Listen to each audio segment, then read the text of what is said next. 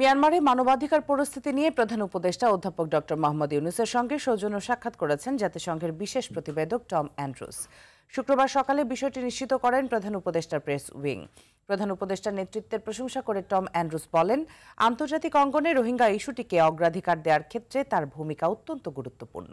জাতিসংঘের সম্মেলন দীর্ঘায়িত সংকটের একটি সুস্পষ্ট সমাধানের পথ তৈরি করবে আশাবাদ ব্যক্ত করে প্রধান উপদেষ্টা বলেন, আশ্রিত রোহিঙ্গাদের জন্য সাম্প্রতিক আর্থিক সহায়তা হ্রাসের ফলে স্বাস্থ্য ও শিক্ষা সহ প্রয়োজনীয় সেবায় বড় ধরনের প্রভাব পড়ছে। রোহিঙ্গা ইস্যুতে আগামী 25 আগস্ট কক্সবাজার অনুষ্ঠিতব্য স্টক হোল্ডারদের সংলাপে অংশ নিতে বাংলাদেশ সফর করছেন অ্যান্ড্রুস। ওই সংলাপের উদ্বোধন করবেন প্রধান উপদেষ্টা।